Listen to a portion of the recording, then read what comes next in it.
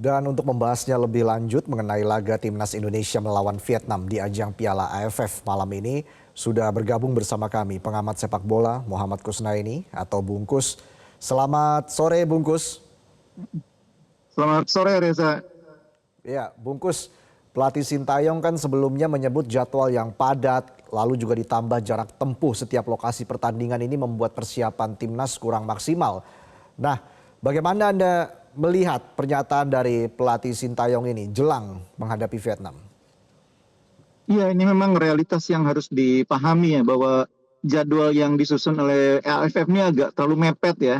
Memang biasa dalam turnamen itu istirahat 3 hari itu biasa, banyak terjadi gitu ya. Cuma kan kalau itu ukurannya Eropa nggak masalah ya. Dari Amsterdam ke Berlin itu kan jaraknya cuma 650 kilometer. Penerbangan mungkin cuma 1 sampai 1,5 jam atau 2 jam paling lama sudah nyampe. Tapi kalau Indonesia Vietnam itu jaraknya lebih dari 4.600 kilometer. Itu kalau penerbangan juga nggak mungkin ditempuh dalam 4 jam, bisa lebih dari itu, bisa 5 jam. Belum lagi penerbangan lanjutannya ke kota tempat pertandingan digelar. Sehingga praktis 3 hari itu realitasnya tuh hanya 1,5 hari pemain bisa istirahat. Itu terlalu mepet menurut saya. Jadi ini juga menjadi perhatian bagi AFF untuk di masa depan memperbaiki agendanya. Jangan samakan Asia Tenggara ini dengan Eropa gitu loh. Jarak antar negara itu sangat jauh gitu ya. Tapi menurut saya, kalau soal jadwal pertandingan kita istirahatnya hanya 3 hari, ya itu memang risiko ya. Kita nanti punya istirahat juga 6 hari, karena dengan adanya 5 tim memang mau tidak mau akan ada satu yang nggak main. Kebetulan Vietnam beruntung, mereka istirahatnya sebelum melawan Indonesia. Sementara Indonesia istirahatnya nanti menjelang pertandingan terakhir lawan Filipina. Jadi semua kebagian sebetulnya. Baik, artinya apakah nanti rotasi pemain akan menjadi kunci bagi Timnas Indonesia untuk bisa mengatasi perlawanan dari Vietnam, Bungkus? Rotasi itu sebetulnya dari pertandingan pertama ke pertandingan kedua ya, karena memang pelatih belum tahu betul kekuatan pemain secara keseluruhan. Pertandingan ketiga ini udah nggak perlu rotasi lagi. Sintayong harus berani menurunkan tim terbaik ya, karena lawannya juga adalah tim terkuat. Ditambah lagi fakta kita kali ini main tanpa Marcelino. Saya pikir tidak ada ruang lagi untuk eksperimen. Jadi saya menduga Sintayong kali ini akan bermain dengan formasi tim yang bisa dikatakan tim utama ya sejak awal, memainkan Asnawi sejak awal, Pratama Arhan sejak awal, Rafael Strike, Hoki Caraka, Ferrari, Kadek Arel, semuanya akan main sejak awal. Dan memang saya pikir Indonesia kalau mau menghadapi Vietnam dan bisa mendapatkan hasil bagus, memang harus turun dengan kekuatan terbaik. Bahkan dengan kekuatan terbaik itu pun mungkin kita masih akan kesulitan.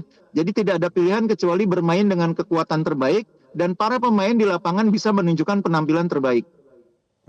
Apakah memang menghadapi Vietnam yang kebugarannya tentunya lebih baik ya karena waktu istirahat lebih panjang begitu. Apakah demi meraih poin Timnas Indonesia memang harus memilih opsi bermain parkir bus begitu, Bungkus, demi meraih poin di kandang Vietnam?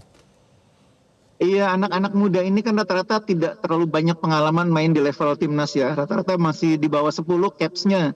Yang sudah di atas 10 kan mungkin cuma Marcelino, Asnawi, Pratama Arhan. Sebagian lain kan mungkin masih di bawah 10.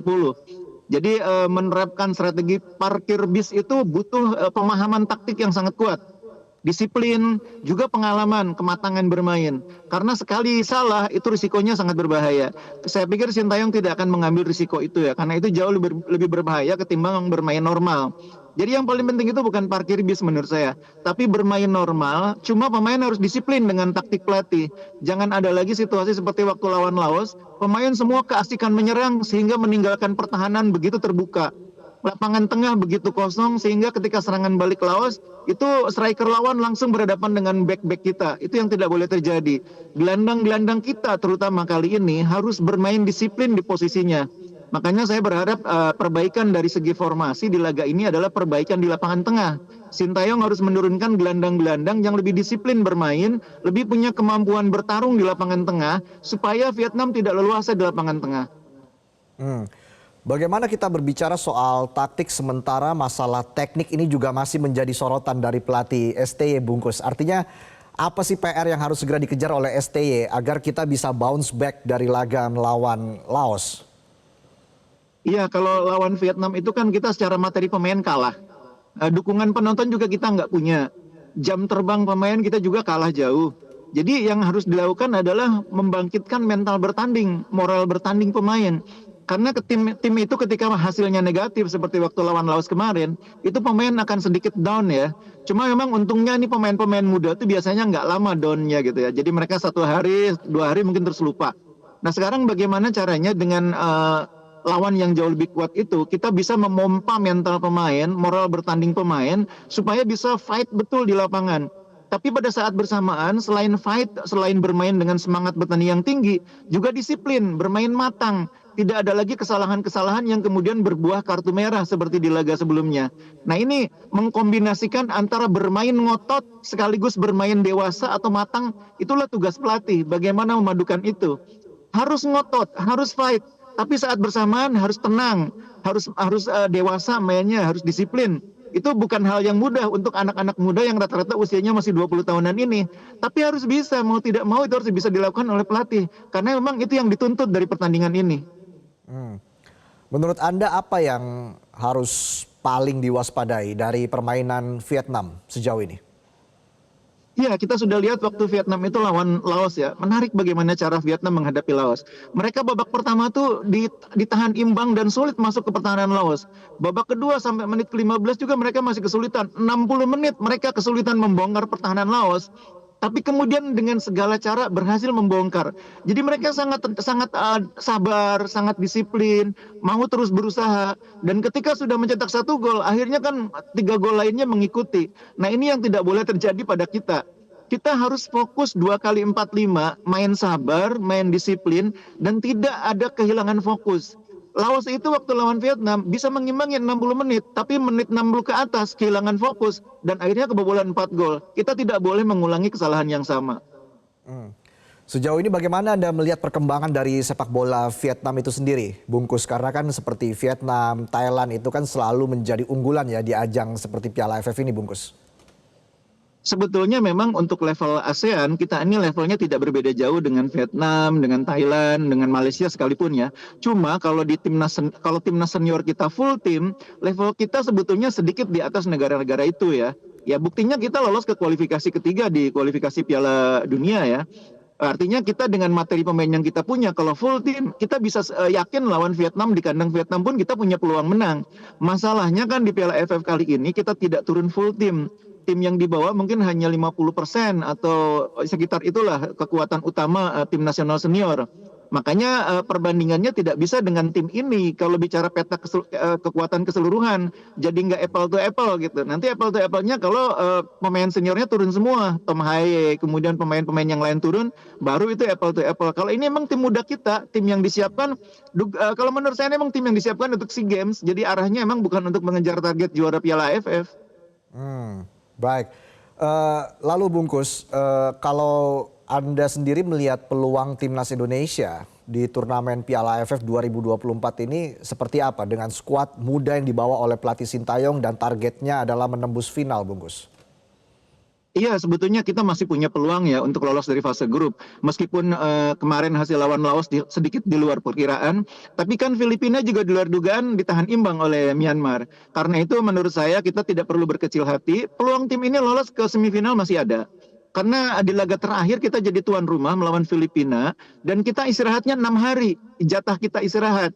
Nah itu akan membuat persiapan kita lebih bagus. Makanya seperti yang sering saya katakan, lawan Vietnam itu kita mungkin sulit menang, nggak apa-apa. Tapi dari pertandingan lawan Vietnam, kita dapat moral bertanding yang bagus.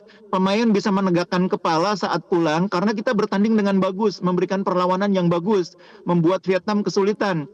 Nah, moral bertanding yang bagus itulah modal kita untuk pertandingan terakhir lawan Filipina. Kita istirahatnya lebih panjang, moral bertanding lebih bagus, sehingga akhirnya waktu lawan Filipina nanti pertandingan terakhir kita bisa menang. Nah, kalau kita bisa menang lawan Filipina, mudah-mudahan kita lolos sebagai runner up.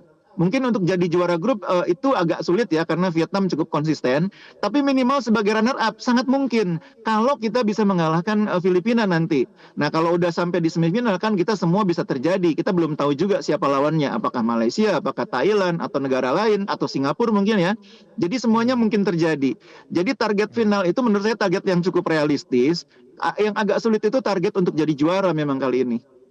Oke, tapi kalau kita ke semifinal itu masih realistis ya, Bungkus ya? Masih realistis dengan pertimbangan itu tadi ya. Kita di pertandingan Ya. terakhir bisa mengalahkan Filipina.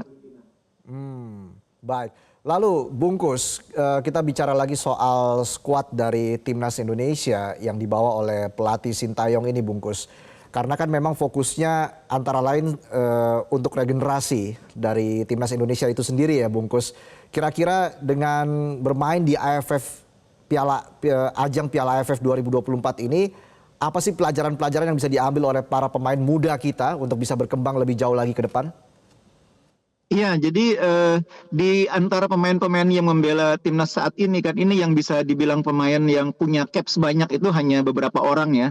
Ada Ferrari, ada Marcelino, kemudian juga ada Rafael Struijk, Hoki Caraka. Itu pun di antara nama-nama itu yang biasa main reguler di timnas senior itu kan cuma ya mungkin Ferrari pun tidak terlalu sering ya. Asnawi juga belakangan tidak terlalu sering.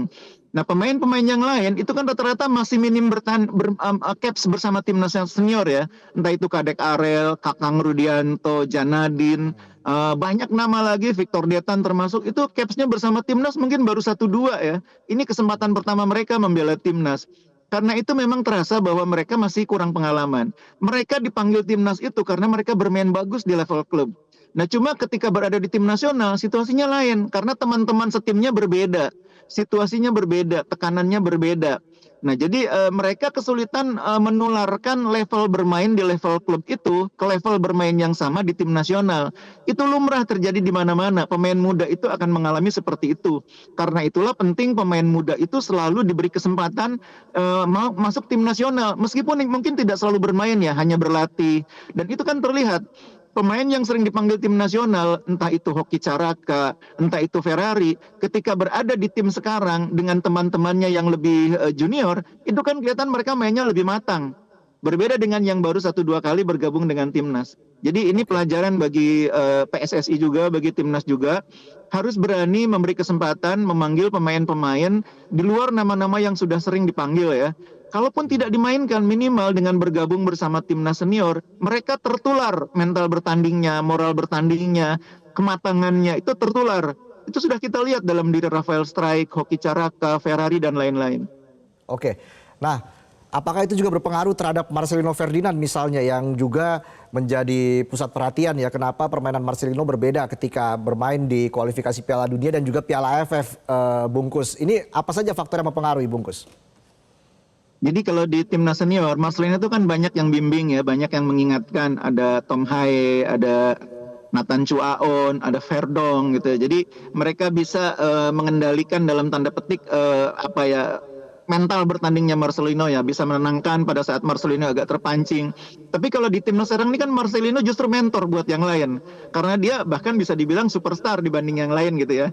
Karena itu memang jadi pemain-pemain lain kan rata-rata juga tidak terlalu banyak mengingatkan Marcelino. Karena itu memang mereka bahkan kalah jam bertanding dibanding Marcelino. Karena itu memang dibutuhkan kematangan bagi pemain-pemain itu sendiri memposisikan diri di dalam tim. Saya sangat paham lah Marcelino ini masih sangat muda ya usianya, mentalnya masih up and down gitu ya. Jadi kadang-kadang bermain terlalu bersemangat. Tujuannya untuk membela tim, untuk main habis-habisan untuk tim. Tapi harus dibedakan antara bermain habis-habisan dengan bermain dewasa. Nah ini nanti lawan Vietnam juga begitu. Pemain ini kan pasti semangat nih lawan Vietnam itu karena rivalitas. Apalagi 3 laga terakhir kita lawan Vietnam itu kan selalu menang ya. Jadi akan ada keinginan untuk mempertahankan tren positif itu. Akan main sangat bersemangat. Nah yang kita harapkan mereka bermain bersemangat, mereka bermain ngotot, tapi tetap dewasa, tetap matang, tetap disiplin. Sehingga kengototan itu kemudian tidak melebihi batasan. Itu yang kita harapkan ya. Kengototan itu kemudian membuahkan hasil positif berupa permainan yang bagus, yang fighting spiritnya tinggi, yang menyulitkan permainan lawan. Baik, jadi ekspektasi Anda adalah Bungkus terlepas dari hasil nanti malam, Anda ingin melihat permainan timnas Indonesia kali ini jauh lebih dewasa dibandingkan dengan 2 laga terakhir seperti itu, Bungkus? Iya, lawannya kan tim yang sudah sangat matang. Vietnam ini rata-rata pemain usianya kan sudah di atas 25 tahun. Rata-rata capsnya juga sudah banyak yang capsnya itu di atas 50.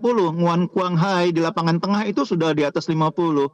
Wat Van Kang duetnya di lapangan tengah juga sudah di atas 50. Ini pemain-pemain matang yang tahu kapan saatnya menaikkan tempo, kapan saatnya menurunkan tempo, kapan saatnya delay dulu. Nah, ngadepin pemain-pemain seperti itu kita harus matang juga, harus mental bertandingnya kuat juga, jangan terpancing. Inilah saya pikir ujian sebenarnya bagi timnas kita di Piala AFF. Baik, Bungkus, terima kasih atas analisa Anda. Kita harapkan timnas Sama-sama, Indonesia Reza. bisa tampil dengan performa terbaik malam nanti. Selamat sore.